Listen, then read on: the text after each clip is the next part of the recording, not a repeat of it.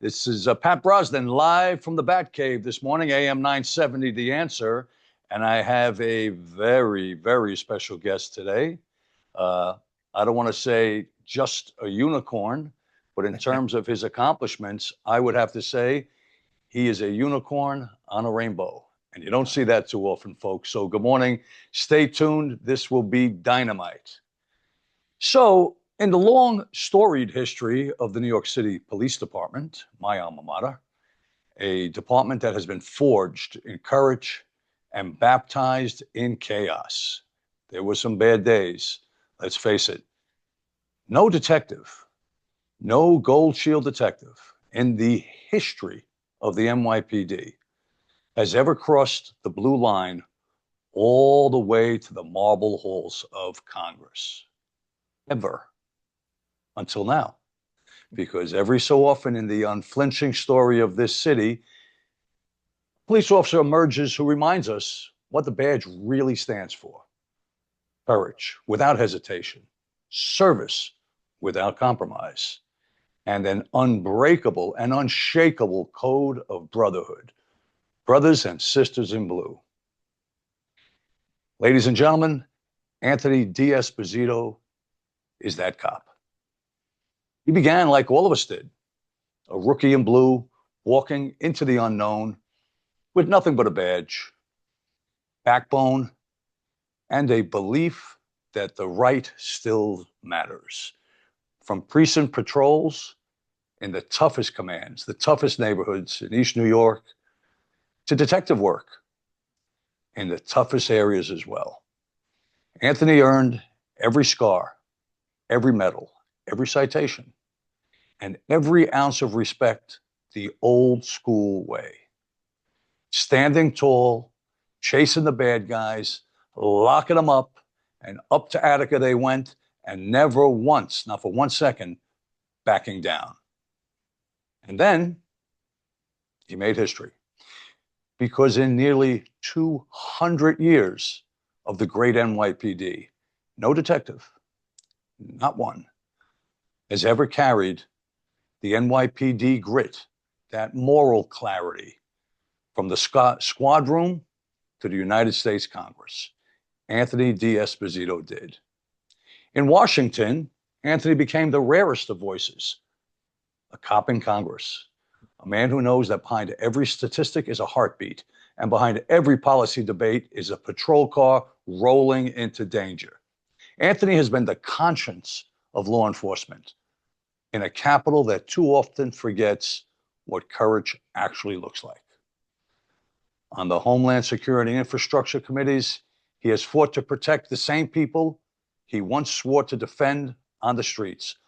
Only now the stakes are national and the threats global, but the mission unchanged. Safeguard the innocent, stand against chaos, and never let politics eclipse principle.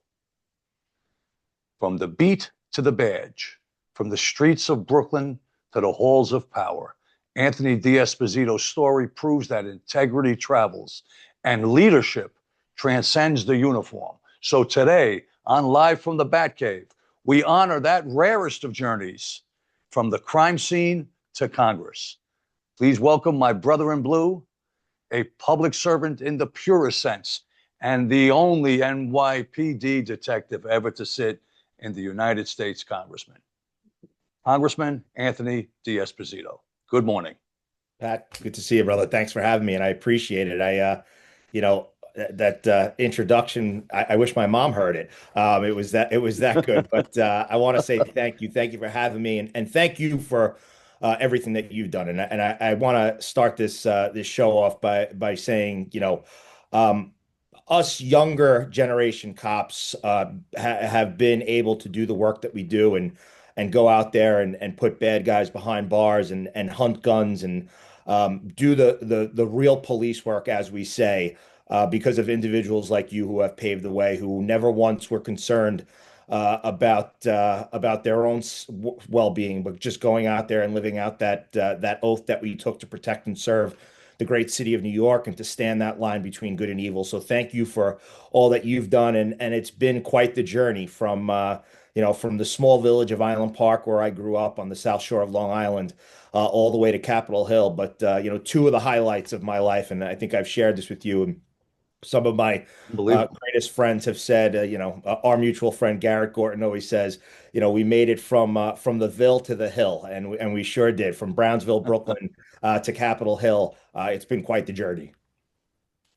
Well, I got to say, first of all, thank you. Appreciate the analogy. When I was running around in the South Bronx in the rock and roll 80s and 90s, the Boogie Down Bronx, I was there for the opening day of crack, as I often state, Yeah. which I believe to be the high holy day, none other than St. Patrick's Day.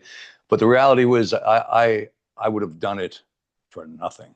Yeah. It was a front row seat to the best show in town, and the Absolutely. robbery squad, the bandito squad, the stick up squad, the greatest. And the fact that you were one full generation in the NYPD, which is around 20, 25 years, most of the guys stay.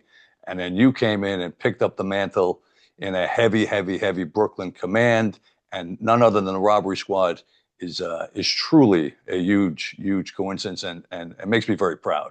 And I'll Ah, tell you, thank you. Congressman, no, listen, it's just unbelievable. Mario Biaggi, I believe, was the first NYPD member as a lieutenant, though, to make Yeah. all the I way think to there's only been Congress. two. And I think it's me and Mario. Yeah. I believe so. And only one detective. And that, by the Yeah. way, the detectives, let's face it, they kind of really do the job. I mean, lieutenants are managers, but no, a lot of friends who are lieutenants. Yeah. I love you guys. So, Yeah, and I'll tell Congressman, you, in the House of Representatives, when you get assigned your office, you're allowed to fly, so to speak, or display three flags outside of your office. And mine were proud to be obviously our American flag, the state of the flag of the great state of New York, and the flag of the NYPD. And I'm pretty confident to say it's the only time the NYPD flag has been flown outside a congressional office. And I used to love when people used to stop in and ask my team or ask me in the hallway, what is that third flag? It came to the point where I even had the history of the NYPD flag printed and had available by the door so people can read about the storied history of the New York City Police Department. So, as much it's an honor to have served in Congress and be part of Capitol Hill. It really was a special moment when you can fly the flag of what I would argue the greatest police department in the world outside your office for everybody to see. People traveling from every corner of this great nation, and quite frankly, every corner of the globe, would walk by that office and would make them ask, what is that flag? And now I hope a lot more people know that flag and the sacrifice that's been behind it. 2 minutes. outstanding. I did not know that, Congressman. Um, fact that the NYPD flag was in Congress on display, and you took the time and energy and effort to hype up and display a history so that when folks walk by, let's face it, a lot of the people from different corners of the world and the globe Yeah. may not recognize, likely would never recognize the NYPD flag, certainly the American flag and the flag of the great state of New York. But that is unprecedented, and thank you for sharing that, because that's that's a really, really cool aspect of the job. And listen, I can only imagine how some of your fellow compadre senators felt having a battle-hardened ghetto, and that's what it was. That's where we worked, right? It were ghetto commands, Sure. detective, of all things, uh, trading shots with them on the floor. And, I really think that they were probably, in a tough way to keep up with you, if I had to guess. I can only imagine. I can only imagine how that went, but the reality is that this is absolutely fantastic. And, I'm going to get into some of the parallels right after we do a break. Just before break, I'd asked Anthony, I said, a lot of life and death decisions as a detective in the mean streets of Brooklyn. And I know there was a lot of decisions to be made in Congress as well. But how did your street sense, Congressman, translate to political sense? Yeah, like in Congress? it's a great question, Pat, and I said it often. I try not to say it in front of my parents because they paid the bill, but I would argue that really the greatest education that someone can have is working, the streets of a violent neighborhood and doing the work that we both have done, but the work that I did in Brownsville, Brooklyn. Again, a kid grew up in a small village of Island Park, right on the South Shore of Long Island, and you kind of grow up in this bubble, and little do you realize. I remember graduating the police academy, and I was had some friends and said, "Oh, where do you want to go?" And the answer was, "I want to go to the 7-3 in Brownsville." They thought it was a mistake. They said, "You mean like the Seventh or Midtown Manhattan?" I said, "No, the Right. 7-3 is where I want to be." And I remember going there my first night on patrol. I remember it was June 30th, and I remember I was standing a foot post for an 8 to 4, 8 p.m. to 4 a.m. on the corner of Junius and Livonia, and I thought to myself, "What the hell am I doing here?" But you quickly begin to learn and you understand and really get to realize that. Um, First, a couple of things. First of all, there are a lot of good people in these communities. They're extremely violent, but there are people that really want what's best. They support the police. They really want safe streets. They don't want to be individuals who walk out of their building and go to get a quart of milk and are getting, clipped by a bullet or seeing people hustle drugs in their lobby. Number two is that the people that are there and are violent, a lot of it is based on survival. They have to survive the streets, and I think when you quickly understand that and you use what your brain and you use what you've learned in your past and you use your conscious and your moral compass to understand all that, it makes you a better cop. It makes you a better investigator. And that's really how I kind of got started there. I remember the first couple of nights, you're trying to understand what's going on. You're hearing shootings in the background, and you're thinking to yourself, you're clicking your heels like Dorothy saying, I'm not in Island Park anymore. But then you realize like that's what you're there for. That's what you were trained for in the police academy. And you didn't become a cop and no disrespect to any of them, but you didn't become a cop to give directions in Times Square. You didn't become a cop to organize basketball games. So the way I thought about it is I became a cop because I wanted to put bad guys behind bars and I wanted to make streets safer. And the streets that I were given were Brownsville, Brooklyn. And right from the beginning, I was a very active and proactive cop. I really, off once I did my time on foot patrol, I immediately went into the 73rd Precinct Conditions Unit, which, as you know, but for the people listening, it's usually a plainclothes unit that addresses quality of life. And in the time, of Ray Kelly, and I know you had him on a couple of weeks ago, but Ray Kelly, one of the finest police minds in this nation, in the world, and one of the greatest commissioners to ever lead the Ever, NYPD. ever. He had the broken windows theory, which was, take the quality of life crimes, and if you address them, it'll make communities safer. So the conditions team was out there doing just that, and then I went from there to the anti-crime team, which responds to the seven majors, and really our goal was to hunt down narcotic peddlers and illegal firearms in Brownsville and East New York. That's what the anti-crime teams did. We lived every day to take guns off the street, and whether it was cultivating CIs or conducting search warrants. That was the job that you did. And for me, I really got to learn a lot. I got to learn how to put together a quality investigation, present an application for a search warrant to a judge, work with prosecutors, and I had the good fortune of, I think, making arrests in every borough in the city of New York, as well as working with not only all five DAs, but the special narcotics prosecutor in Manhattan. So I was able to meet and network and really learn the job from some great people, and the people that I worked with. That team stuck together for most of my career. Thank God. So we did some great work. Dismantled gangs. We were, once I went to the 7-3, first I was in the robbery squad like you, and then went to the full squad. But we conducted one of the first investigations in NYPD history, utilizing social media as a majority of the evidence entered into the grand jury. And in the end, it was known as Operation Tidal Wave. We were able Wow. to indict and arrest 43 members of two warring gangs for conspiracy to commit murder. It was a 2-year long investigation, and in the process, took a lot of guns off the street, closed out a lot of open shootings, homicides, and robberies, and did our part to dismantle these gangs. And I believe really changed policing, not just in New York City, but in America. I mean, in the process of this case, it sounds almost ridiculous now as we're in 2025, but I actually executed the first search warrant in New York City history on somebody's voicemail.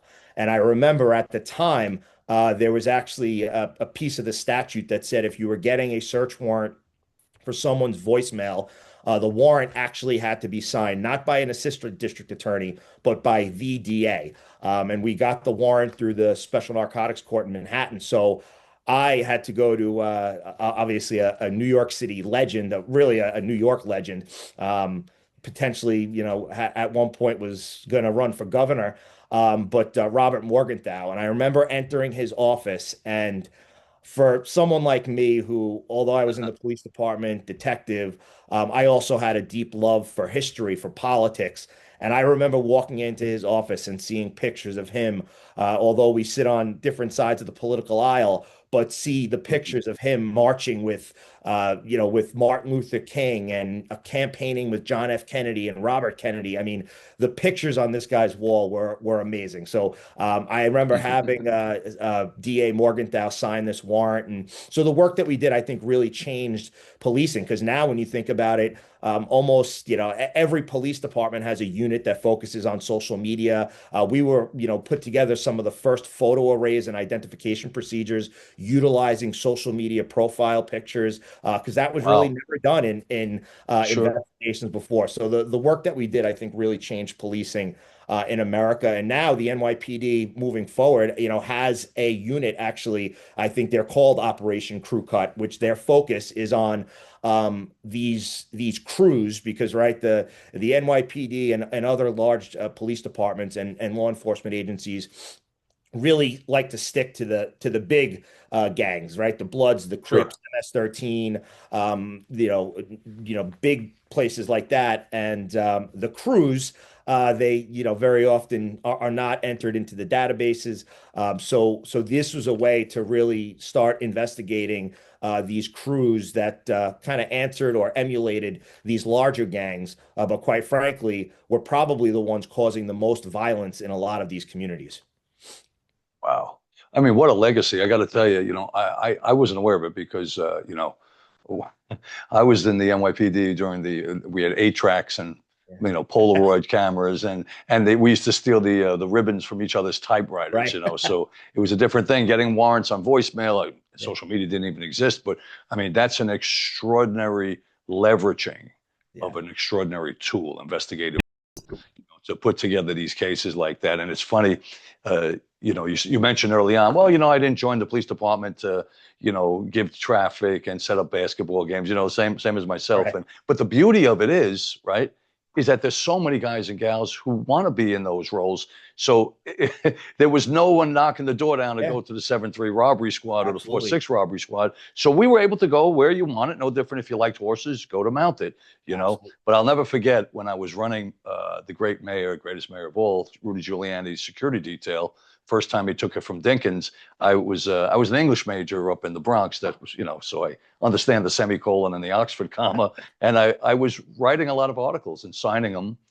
The president of the New York State Shields, and some inspector from the detail from Dinkins. I would send an especially blistering assessment of how bad Dinkins was. He calls me in the 4-6. You'll love this one, Congressman.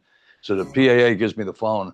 He says, hey, this is Brosnan. I said, Detective Brosnan. He says, hey, all right, Brosnan, listen, this is Inspector blah, blah, blah. I'm just, the mayor read your article this morning. He's not pleased. I said, Oh, no, he said he read your articles. But I said, did he enjoy it? I mean, syntactically, punctuation, everything was good. He goes, you're a real smart ass. He says, listen, how would you like to go to Staten Island? I said, Inspector, I understand they have a screen door on the Staten Island. I mean, send me. Do you know where I am? I'm in the 4-6. I'm in Right, the robbery squad in the right, 4-6, the most dangerous square mile in America. Send me to the place right. with the screen door. So, Congressman, when you were on the job, when you were on the NYPD as a robbery detective, leadership meant standing on the front line. In Washington, D.C., as a congressman, leadership often hides behind a microphone. How did you keep that cops code alive in a culture in Congress that's built on self preservation? Yeah, thanks, Pat. So, I mean, listen, I came from a family of public servants. My grandfather was a combat veteran of World War II. My dad fought in Vietnam, and my grandfather lived to the beautiful age of, I think, 96. And he always told his grandchildren, try to leave the world a little bit better than you found it. And I think, as a cop, as a detective, we did that, trying to make the streets a little bit safer and leave the streets of South Bronx or Brownsville, Brooklyn, a little bit better than we found them. And the same goes for Congress, or serving in government, whether as a councilman in the town of Hempstead or a member of Congress. Was you went to work every day. You tried to leave it, the place that you love better than you found it. And I think going from being a cop to serving in the House of Representatives, as I said before, it really is a learning experience working on the streets of the hood, and understanding that people commit crimes and people commit violence because they're trying to survive themselves. People commit robberies because they're trying to feed their families. I mean, you think about some of the most violent individuals that you sat across in the interview box, going back and forth, and that feeling that you get when you finally get them to give up a shooting or a homicide or a robbery pattern. And I really took the tools that I learned. I took the tools that were in my gun belt, and I brought them to Congress. And I always said, when I talk to schools and I talk to young kids, and they said the question is always, what do you like better? And then it usually goes, they never ask anything about being in Congress. They just ask about cop stuff. But they always say, what did you learn as a cop that you use as an elected official? And one of the things I always say is that, I went to work every day, and most of my career was a team atmosphere, right? You go out with your partner, you go out with your team.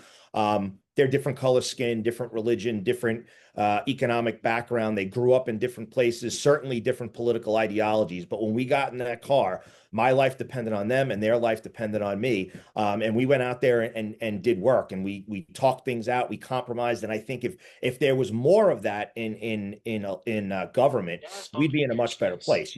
If you could take what I learned in policing, and which I did, and I brought it to the House of Representatives, and Right. said, listen. And it also, as being a cop, being an investigator, being someone who's active. I mean, when I only I started a leave of absence after about 11 years, but I left with almost 700 arrests. And when you do Wow. work like that, Wow. it's you find ways to compromise, you find ways to work with people, and you also I think have an uncanny ability to see through people's BS.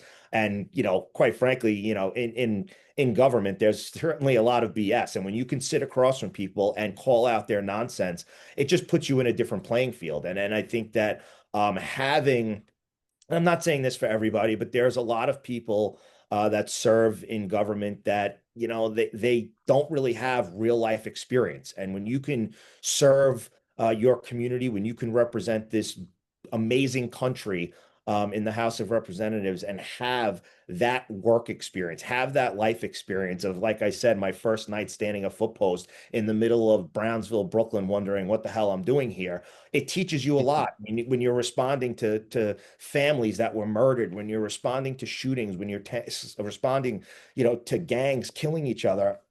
It just teaches you different. I mean, I think it's very similar to, thank God for the men and women who serve our country and then go on to Yep. serve in a government capacity. They just view things differently. And I think that it's real. And I think that, one of the things that you can ask any of my colleagues, and, they may be on the other side of the aisle, they may be on my side of the aisle, but they will say, when D Esposito gives you his word, it's his word. And I think that that means a lot. Right. It may not be what you agree. It may not be, that you agree, but I think if you give them your word, I think that that speaks volumes. And I think that compromise also is important. Like I was criticized and probably still am for sometimes, voting a different way. And people say you always vote this way. And that's not really the case. I mean, passing legislation, we don't live, we live in a democracy for a reason, right? So we can have different viewpoints. And when you have the ability to work with people,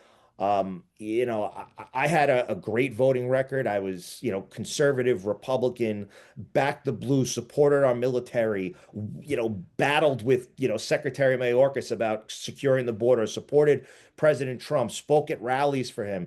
But I was still recognized as I think one of the top 20 most bipartisan members of the House, and that's I was a part of what's called the problem solvers caucus, a caucus of equal amount of Democrats and equal amount of Republicans that work together to find solutions to problems. And quite frankly, as much as I fly the Republican banner and always will, I'm a proud conservative Republican.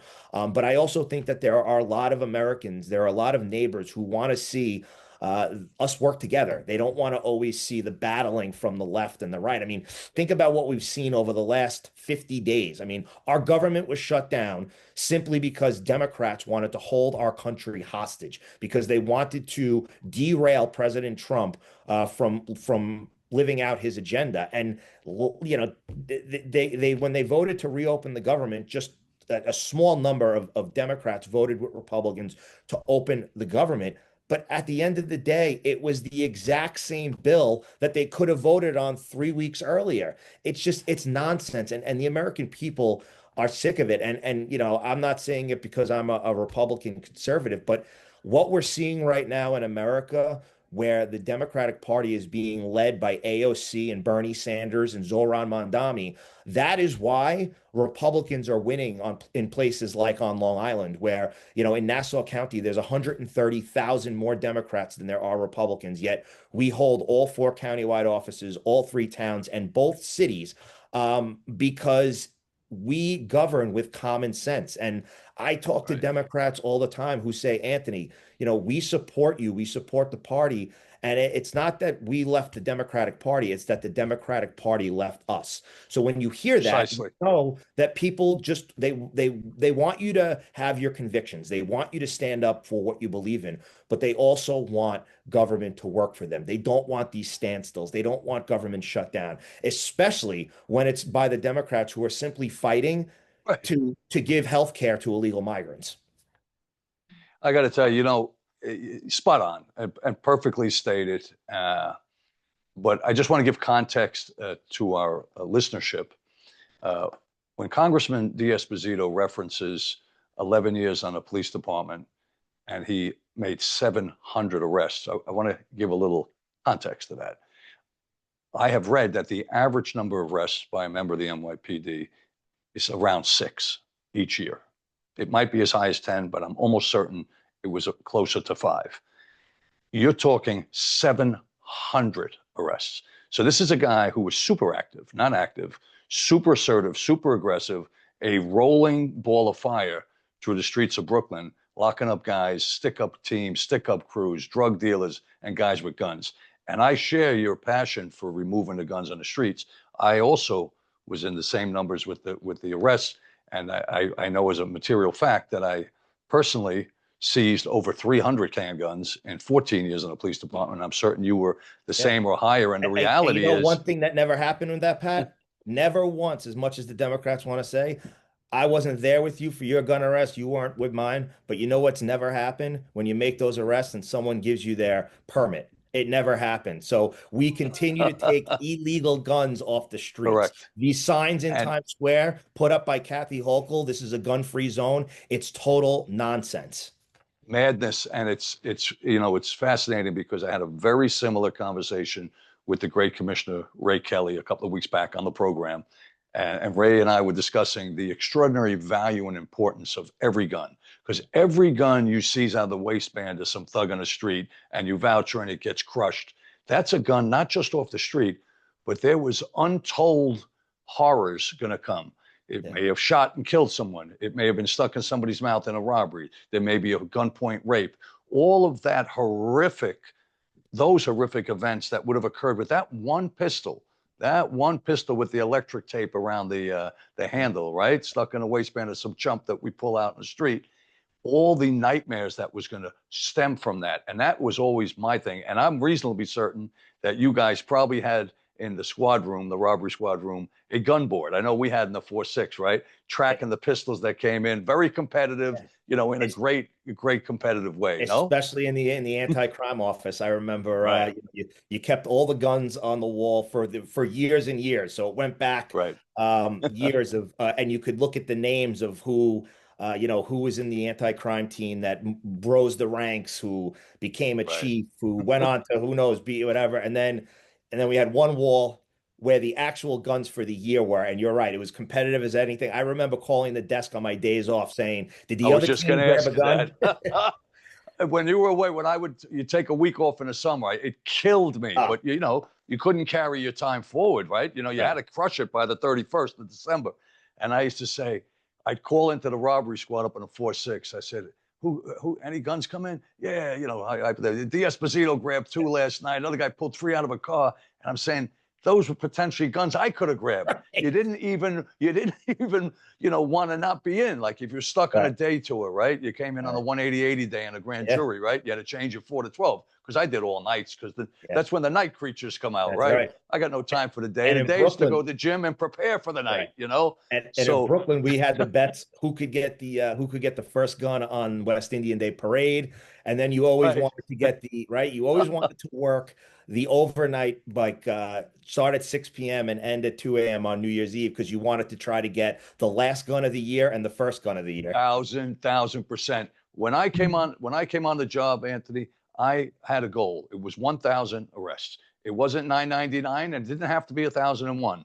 I got close. I think I was 863. I got hurt in the line of duty shooting, but I'll never forget. It was 100 a year while in the robbery squad. That meant if on New Year's Eve morning, when I did a day tour on New Year's Eve, if I came in with 93 or 94 collars for the year, you could bet as sure as the sun set in the west that anywhere from 5 to 7 people were going in cuffs that night because I had to hit the 100. And I got to tell you, I was relentless. And it was the same thing. You also want to get the last pistol of the year, and then the next morning get the first pistol of the year. But that's the great stuff. This was a front row seat to the greatest show in the world, the greatest show in town. Why would you ever want to be off? We're taking the gloves off now. No more Mr. Nice Guy. Congressman, in 10 million words or less, Mamdani, how fatal for the greatest city in the history of the human race. Please. We'll see. I mean, I think it's going to be a total disaster when you have someone who's a self-proclaimed communist who wants to give everything away for free. I'm not going to argue. He's someone who can go out there and campaign and obviously win the hearts and minds of a lot of New Yorkers. But he wins the hearts and minds of them by promising them stuff that he just can't deliver on. I mean, I think most recently that screams that is when Kathy Hochul was interviewed and asked about rent control and all this the supermarkets and she said, yeah, a lot of that is not even possible because Mamdani doesn't realize that he has to go through the state legislature. And quite frankly, Kathy Hochul is in her own mess because she was afraid of the left wing of her party and probably afraid of a primary from her left. So she came out and endorsed Mamdani, who, is a guy who's called for, the defunding and dismantling of police. He wants free grocery stores. He has, he has literally taken mandates from the Democratic Socialist Party of America. I mean, some of the demands that they gave him the other day, I said that they looked like they were written in Gaza and not in New York City. I mean, talking about creating an anti-Semitic hate-filled city, this guy is on the path. And quite frankly, I know we've spoken a lot about law enforcement, but our prayers should really be with law enforcement and the men and women, not just of the NYPD, but corrections, of the sheriffs, of even the FDNY, because this city is going to head in a direction that many of us are afraid of, and we're going to need strong-willed individuals surrounding the city to really call the balls and the strikes. And that's why I think it's critically important that, we have a strong name at the top of the ticket when it comes to next year's gubernatorial race, because, Kathy Hochul, she has sided with a communist, and she can try to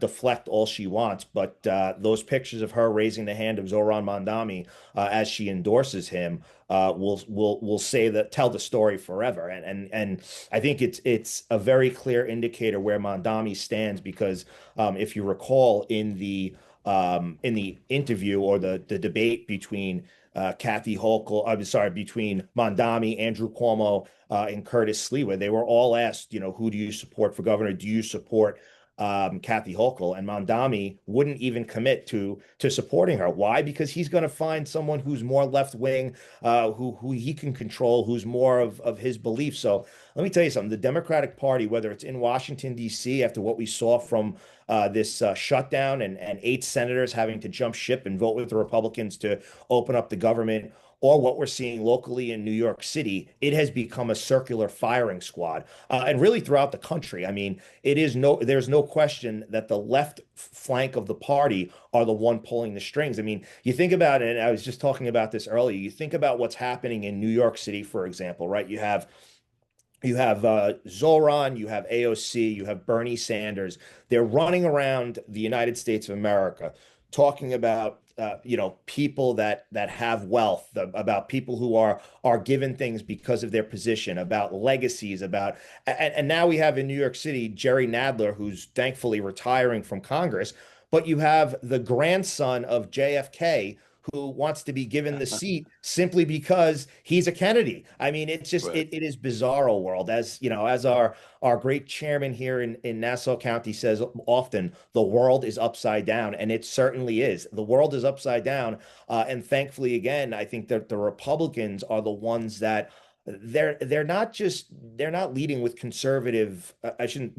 They are leading with conservative values, but it's not just the conservative values. They're leading with common sense. They're having conversations with people saying, listen, we understand what you want. You want safe streets. You want affordable communities. You want the common sense things that girls should play with girls in sports and boys should play with boys. I mean, these seem things Amen. should never be Amen. arguing with or communicating about, but nonetheless, we're here. And the fact is that the hate and the rhetoric that's coming from the other side, and granted, I'll be the first one to admit we have some people on our side that are often, who spew hate, and I've called them out just like I'll call out the left. But I mean, it Sure. is scary. I mean, the argument that we have that people have Trump derangement syndrome. It's real. I mean, there was a recent poll that I looked at, and President Trump, for the great job that he's doing, securing our border, I mean, record investment in the United States of America, ending wars, promoting peace in the Middle East. I mean, the guy is working day and night for the best interest of the United States of America. Absolutely. And thankfully, his approval ratings are showing that. It's showing Right. that Americans, even Democrats and independents, are looking at President Trump and saying the guy is doing a good job. But also scary is that you have polls out there when people asked about, when they're asked about the political rhetoric, when they're asked about, the Right. hate and the nonsense that goes on, a majority of Americans are afraid that there's going to be a government leader that's going to be assassinated soon. I mean, that's the world that we live in, and it's scary. Well, it's an assassination culture, and I will tell you, on President Trump, there is no bigger fan. I've loved the guy forever. A million years ago, seen him in New York forever. But the reality is, I call him Santa Trump, Congressman, because he comes down the fireplace 3 times a day with the shiniest toys, the coolest toys, the newest toys. And what are they all wrapped in? Executive orders. Yeah. This guy is doing the greatest job in the world. And I will draw a smaller, more microscopic analogy to Rudy Giuliani. So, what Mamdani has planned for us is horrific. We Yeah. could spend the next 3 days here and grow beards talking about it. But I remember when I was bodyguarding Rudy And it's the first time he took it from Dinkins. We got out of the car, me, him, and my great partner and great friend John Fleming, and we took a walk from Show World up west and a block down on 42nd Street. The mayor got hit for drugs, for coke, for guys, for girls, for hairless Peruvian 10-year-olds, for heroin, methadone, the whole deal. And we got back in the car and he was furious. And I explained to him that this was post-nap paranoia, that patrolmen could not effect summary arrests on their own eyesight with specialized details for pros and for vice and for narcotics and so forth. And he changed that with lightning speed. And he took Death Wish, Taxi Driver, and he made it Disney. And this guy is doing the opposite. He wants to unwind the great work of Mike Bloomberg, Rudy Giuliani, Ray Kelly, Bill Bratton. Forget about de Blasio. He was a horror show. But he's like Winston Churchill compared to Mamdani. I mean, it's just unbelievable how relative is. And I have a lot of friends who live in the city, who conduct business in the city, who own businesses in the city, own property, commercial, residential, mixed use, and they're all terrified, Congressman, terrified about it. Give me 10 words on it. How bad can it get? I said, I think that we should all be thankful that we have the greatest police department in the world, standing the line between good and evil on the streets of New York City. And I think we have to do our best from outside the 5 boroughs. And I encourage those in New York City government that support the police to support them now more than ever, to make sure that they have the resources that they need. And the people outside of the city need to be the loudest voices in saying that we support the police, that we want to keep communities safe. And listen, you know, what it comes down to, right? I mean, these elections come down to votes. And we always say as elected officials, those of us in politics, the turnout in elections is just, it's unfortunate, but people just don't vote, whether they don't feel like their vote counts, whether they don't think it matters. Well, I will tell you, for the people that live in New York City, there are going to be alternatives. And those alternatives are going to come in 2026 when you can elect a new governor, when you can, you know, grow the majority in the House of Representatives. So we need to make sure these people get out and vote. If you are unhappy with what Zoran Mamdani does starting on January 1st, if you are scared for your future of your children and your grandchildren, well, then you should make sure that you never miss an election day ever again. Absolutely. And amen to that. And Congressman, the midterms are just as important as the end terms. They're all super, super important. And thank you. Thank you for your extraordinary service in the NYPD and your extraordinary service in Chapter 2. And God only knows Chapter 3, 4, 5, 6, 7, 8, 9, 10. So God bless you, my friend. Go get them. Take all care. the best. Thanks, and folks, that's it.